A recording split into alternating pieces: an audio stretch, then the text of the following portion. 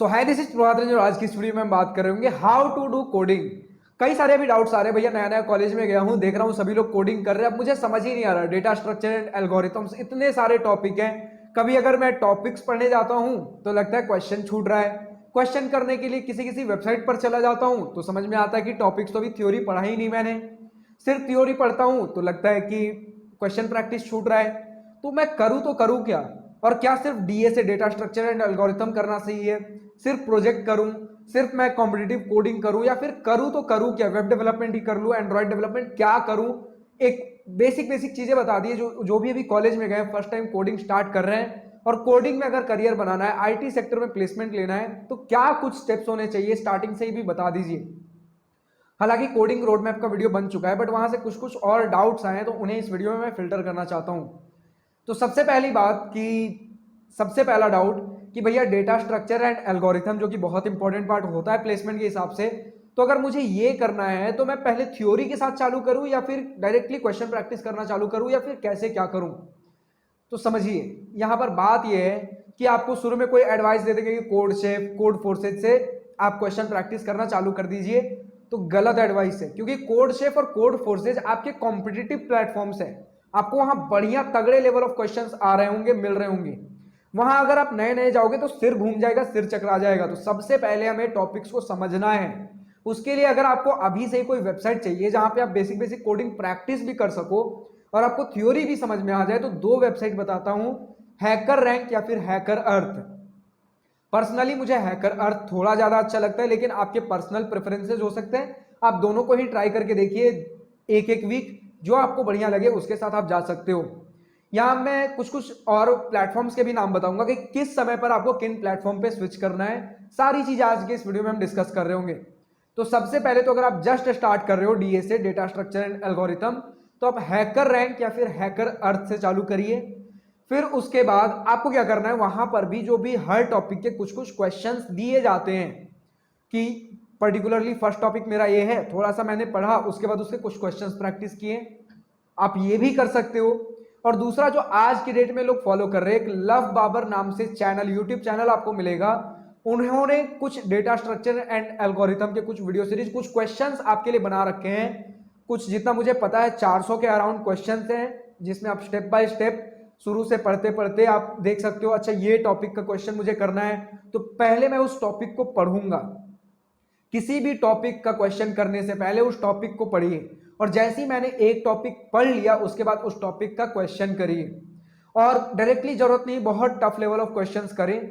अगर जब जहां से भी आप पढ़ रहे हो, सबसे पहले कुछ एग्जांपल्स के थ्रू तो वही आपको कराते हैं, फिर उसके बाद कुछ असाइनमेंट्स भी मिल रहे होंगे। अगर आप किसी प्लेटफॉर्म के थ्रू आप कोडिंग निंजाज या फिर कहीं का कोर्स परचेस कर रहे हो, तब तो पूरा 1 आपको जो सपोर्ट होता है वही दे देंगे। लेकिन एक ग्राउंड रियलिटी बताऊं तो सबसे पहले आपको एक टॉपिक पकड़िए, फर्स्ट स्टेप बाय स्टेप। अगर आप गीक्स फॉर गिग्स के वेबसाइट पर भी चले जाओगे तो वहां दिया जाता है फर्स्ट टॉपिक ये करना है, सेकंड ये, थर्ड ये। तो एक टॉपिक मैंने पढ़ा, उस टॉपिक को पढ़ने के बाद क्वेश्चंस प्रैक्टिस करिए। अब क्वेश्चंस पहले आपको बेसिक्स पता होना चाहिए, बेसिक बेसिक क्वेश्चंस। तो बेसिक क्वेश्चन के लिए आप हैकर रैंक या फिर हैकर अर्थ, जहां आपको टॉपिक वाइज चीजें मिल जाएंगी। आपको क्वेश्चन गीक्स फॉर गीक्स के भी वेबसाइट पर मिल जाएंगे। आपको क्वेश्चन लव बाबर का जो 400 क्वेश्चंस का सीरीज है वहां भी मिल जाएगा। तो ये कुछ कुछ चीजें मैंने बता दी जो स्टूडेंट्स आज के डेट में फॉलो कर रहे हैं डेटा स्ट्रक्चर एंड एल्गोरिथम के लिए। तो आप एक टॉपिक का थ्योरी पढ़ोगे, फिर उस टॉपिक का क्वेश्चन प्रैक्टिस करोगे। और जब लगे कि मैं 4 5 6 7 8 टॉपिक्स, मतलब इनफ टॉपिक्स मेरा कवर हो गया है जिसमें अब थोड़ा बहुत मैं अब कॉम्पिटिटिव कोडिंग के ऊपर भी उन चीजों को अप्लाई कर सकता हूं। हालांकि डेटा स्ट्रक्चर एंड एल्गोरिथम और कॉम्पिटिटिव कोडिंग में थोड़ी सी अंतर होती हैं। Data structure and algorithm basically आपका होता है कि डेटा को किस तरीके से आप मेमोरी में ऑप्टिमाइज करने वाले हो, कम से कम समय में आप कैसा एल्गोरिथम लिखोगे ताकि कम से कम समय में आपको बढ़िया आउटपुट मिल रहा हो, सही परफॉर्मेंस, सब कुछ सही बढ़िया तरीके से मिल रहा होगा, यानी कि चीजों को आप ऑप्टिमाइज कैसे करोगे।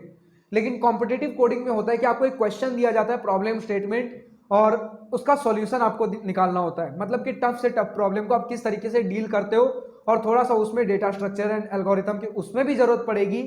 ये चीज देखते हुए कि टाइम कॉम्प्लेक्सिटी, कम से कम टाइम में आप कैसे किन प्रॉब्लम्स को सॉल्व कर सकते हो। कम से कम टाइम का मतलब ये नहीं कि आप कितने आधे घंटे 15 मिनट के अंदर क्वेश्चन सॉल्व करते हो, नहीं। आप जिस तरीके से कोड लिखते हो, एल्गोरिथम लिखते हो, उसके बाद जब वो कोड रन कर रहा है सिस्टम में, तब उस कोड को रन होने में, इनपुट डालने से आउटपुट मिलने के बीच में मुझे कितना समय लग रहा है।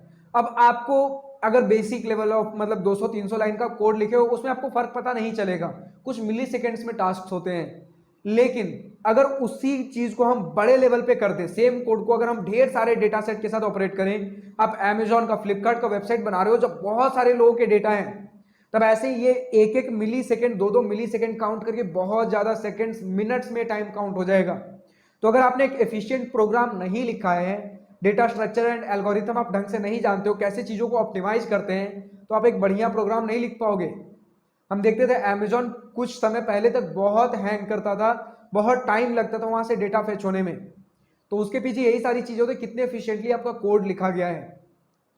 क्योंकि जो कोड है, सेम कोड आपको अगर कम डेटा पे दिया जाए, 200-300 लाइन में, अगर आप नॉर्मल कोडिंग प्लेटफॉर्म से प्रैक्टिस कर रहे हो, तो आपको लगेगा कुछ मिली सेकेंड्स का ही तो फर्क है, इसमें कुछ नहीं होता।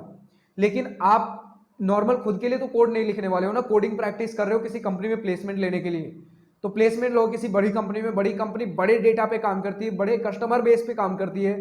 तो सेम कोड को अगर आप बड़े सेगमेंट पे चलाओगे, तो एक एक मिली सेकेंड काउंट करके बहुत बड़ा टाइम का गैप बन जाता है। इसीलिए कंपनीज देखती हैं आप ढंग से पहले तो प्रॉब्लम सॉल्व करना आना चाहिए, डेटा स्ट्रक्चर एंड एल्गोरिथम आना चाहिए, ताकि आप एक एफिशिएंट प्रोग्राम लिख सको। तो डेटा स्ट्रक्चर एंड एल्गोरिथम पे वापस आते हैं। सबसे पहले आपको एक टॉपिक पकड़ना है, एक एक करके टॉपिक। आप चाहो तो लव पावर के सीरीज से, क्वेश्चन सीरीज से प्रैक्टिस कर सकते हो, या फिर गीक्स फॉर गीक्स में भी number wise topic by topic सारी चीजें दी गई हैं। टॉपिक पकड़िए, उसके क्वेश्चंस प्रैक्टिस करिए, और जब लगे इनफ क्वेश्चंस कुछ कुछ प्रैक्टिस हो गए हैं, उसके बाद ट्राई करिए कि मैं कोड फोर्सेज या फिर कोड शेफ पर जाकर क्वेश्चन प्रैक्टिस करूं। अगर लग रहा है कि अभी भी मुझसे कोड शेफ या कोड फोर्सेज पर चीजें नहीं बन रही है, तो वापस से आप वापस आइए, अपने डीएसए को ही और बढ़िया से करते रहिए। क्योंकि डीएसए के कुछ कुछ कॉन्सेप्ट्स होते हैं, जैसे vector, hash map, graph, tree, ये सारी चीजें जब हम यूज कर रहे होते हैं अपने कोडिंग, कोड फोर्सेज, अपने कोड शेफ पर, तब जाकर हमारा सही एक आउटपुट आ रहा होता है। देखिए, आपका आउटपुट तो है, आपका बेसिक फॉर लूप, एरे, इन सारी चीजों में भी आ जाएगा। लेकिन आपका जो होता है ना, टाइम लिमिट बढ़ जाना, तो अगर आप नॉर्मल फॉर लूप एरे से करते हो, तो उसमें आपको पास सर्टिफिकेट नहीं मिल रहा होगा। मतलब आपके जो आंसर से सॉल्यूशन है कोड शेफ और कोड फोर्सेज में वैलिडेट नहीं हो रहेंगे, क्योंकि आप वो बताएगा कि time limit exception, time exceed कर गया जितना टाइम लेना चाहिए था। तो उसके लिए हमें वेक्टर्स, आपको ग्राफ्स, ट्रीज, हैश मैप्स, कभी कभी अलग अलग चीजों की जरूरत पड़ती है। तो उसके लिए हो सकता है पहले ये टॉपिक्स आप सीख लीजिए, उसके बाद ही ये सारी चीजें काम आ रही होंगी। और कई बार होता है कि आपको शुरू में पता नहीं चलेगा, आपने सारी चीजें डीएसए से सीख ली, फिर भी कोड शेफ, कोड फोर्सेज पे क्वेश्चन नहीं बन रहे हैं। तब क्या होता है कि जो एक्चुअल तरीका होना चाहिए उस चीज से आपने नहीं बनाया। तो यहां पर आपको क्या करना है, शुरू के 10-20 क्वेश्चन, 30 क्वेश्चन में क्या होगा कि अगर नहीं बन रहा तो उस क्वेश्चन का एक कोड होगा, कॉपी करिए, गूगल पे सर्च करिए, या फिर आपको वहां पर भी सॉल्यूशन मिल जाएगा पहले से, जो जिन लोगों ने भी उन्हें सॉल्व कर रखा है उन क्वेश्चंस को। तो उसका बेस्ट सॉल्यूशन क्या होगा, वहां पर लोगों ने लिस्ट कर रखा होता है, लिख रखा होता है। तो देखिए किस कॉन्सेप्ट से वो क्वेश्चन बना था, फिर धीरे धीरे इस तरीके से आपको पता चल जाएगा। अच्छा, कोड शेफ और कोड फोर्सेज में जब क्वेश्चन करते हैं, तब मोस्टली अगर इस तरीके के क्वेश्चन आए तो इस कॉन्सेप्ट से बन रहा होता है। क्योंकि कॉन्सेप्ट तरीके बहुत होते हैं सेम क्वेश्चन को करने के, बट जो बेस्ट एल्गोरिथम होता है उसके लिए अलग अलग कॉन्सेप्ट लग सकते हैं। तो जब आप लोगों के सॉल्यूशन देखोगे तो धीरे धीरे आपको खुद पता चल जाएगा। तो ये मुझे बेस्ट तरीका लगता है कि आप खुद से क्वेश्चन प्रैक्टिस करते करते सीखिए। डेटा स्ट्रक्चर एंड एल्गोरिथम के लिए आप यूट्यूब वीडियोज या फिर गीक्स फॉर गीक्स या फिर इन प्लेटफॉर्म्स का यूज कर सकते हो। लेकिन अगर आप फिर कोड शेफ, कोड फोर्सेज पे, इन सारी चीजों के लिए कॉम्पिटेटिव कोडिंग पे आते हो, तब मैं उतना ज्यादा वीडियो के साथ रिकमेंड नहीं करता हूं। 2-3 वीडियो देख लीजिए बेसिक समझने के लिए, ठीक है, लेकिन उसके बाद खुद से प्रैक्टिस करते रहिए। नहीं समझ में आए तो दूसरों के सबमिटेड आंसर्स देखिए, फिर उसके बाद टाइम टू टाइम वहां कॉन्टेस्ट होते रहते हैं, उसमें भी पार्टिसिपेट करिए। कॉन्टेस्ट आपका बेसिकली आपको प्लेसमेंट ओरिएंटेड थोड़ा और प्रिपरेशन करवा देगा, क्योंकि अगर आप कॉन्टेस्ट में पार्ट नहीं लोगे तो आपको पता नहीं चलेगा कि आप बाकी सारे लोगों से किस लेवल पर स्टैंड करते हो। क्योंकि यूजुअली जब आप कॉलेजेस में जाते हो, बढ़िया कंपनीज में आपको जाना होता है, अगर आप टीयर 3, टीयर 2 कॉलेजेस में चल गए और बहुत बढ़िया बढ़िया कंपनी जैसे गूगल, माइक्रोसॉफ्ट जैसी कंपनीज नहीं आ रही है, तो आप यूजुअली ऑफ कैंपस में बैठ रहे होते हैं जहां बहुत बड़ा कंपटीशन हो रहा होता है। तो जब तक खुद से कंपटीशन वाला माहौल जनरेट नहीं करोगे, उसमें आदत नहीं डालोगे, तब काफी दिक्कत आ रही होगी।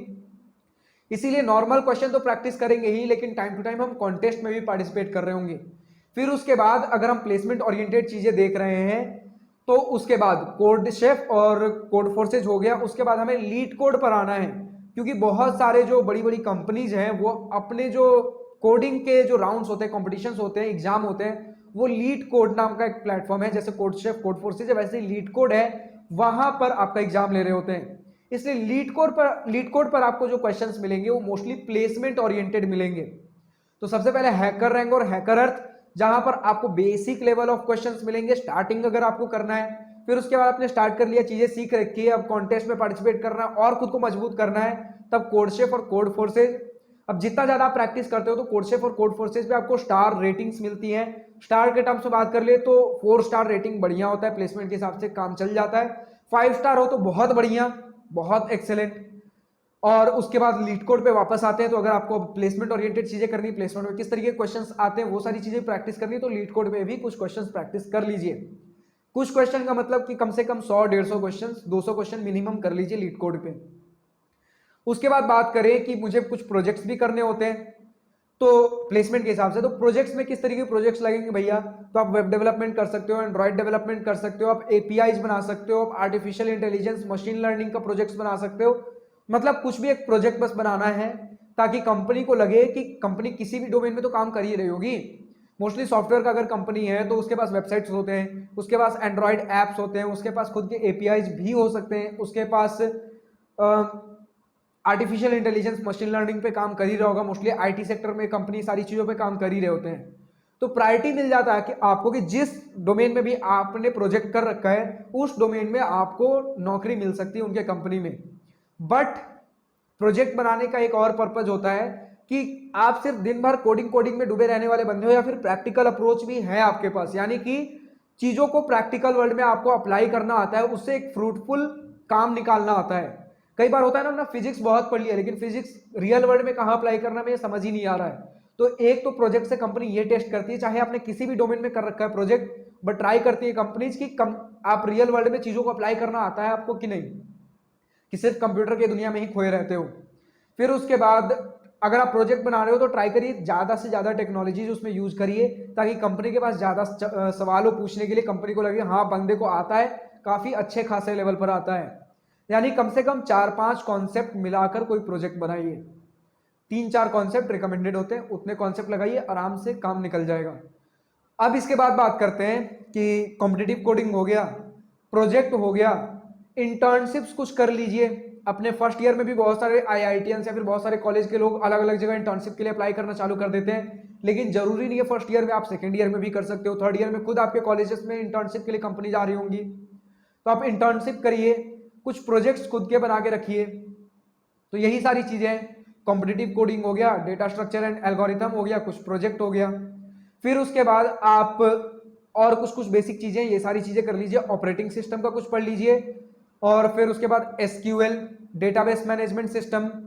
तो बेसिक बेसिक ये सारी जो चीजें हैं, नेटवर्क इंटरनेट कैसे काम करता है, ये सारी जो चीजें आपको गीक्स फॉर गीक्स के वेबसाइट पर मिल जाएंगी, या फिर कोई भी प्लेसमेंट वाला कोर्स परचेस कर लीजिए, वहां ये सारी चीजें आपको देखने को मिल जाती हैं। तो उस हिसाब से प्रिपरेशन चालू करिए। अब बात कर लेते हैं कि ये सारी चीजें करने के लिए एक लैपटॉप भी तो चाहिए भैया, तो बेस्ट लैपटॉप क्या रहने वाला है। तो अगर लैपटॉप की बात करें तो अगर आपको 30 से 40 हजार के बीच में सिर्फ एक कोडिंग ओरिएंटेड लैपटॉप चाहिए, या फिर ऑफिस का टास्क करना है, पावर पॉइंट एक्सेल ये सारी चीजें करनी है, तो मैंने 30 से 40 हजार के बीच में एक बढ़िया बेस्ट लैपटॉप के बारे में सजेशन दिया था, जिसका आपको लिंक नीचे डिस्क्रिप्शन में मिल जाएगा। और अगर बात कर ले कि अलग अलग सेगमेंट में भी अगर मुझे गेमिंग लैपटॉप थोड़ा सा चाहिए, मुझे बढ़िया और वीडियो एडिटिंग भी करनी, बहुत सारी चीजें करनी, तो बढ़िया से एक मैंने लैपटॉप का वीडियो सीरीज क्रिएट कर रखा है, उस प्लेलिस्ट का लिंक भी आपको नीचे डिस्क्रिप्शन में मिल जाएगा, तो जाकर उन्हें चेकआउट करना मत भूलिए। तो आज के इस वीडियो में इतना ही। अब आप बताइए और किसी लैपटॉप का रिव्यू वीडियो चाहिए और क्या चीजें पूछनी है, जो भी चीजें आपको बोलनी है कमेंट सेक्शन में आकर बोलिए। और आज के इस वीडियो में इतना ही। अगर वीडियो पसंद है तो लाइक शेयर दिल खोल कर करिएगा, और अगर कुछ दिल की बातें, कुछ मन की बातें लिखकर बतानी हो या पूछनी हो तो कमेंट सेक्शन आप ही के लिए तो है। So thank you for watching this video, good bye, next day, wish you all the best for future, enjoy journey.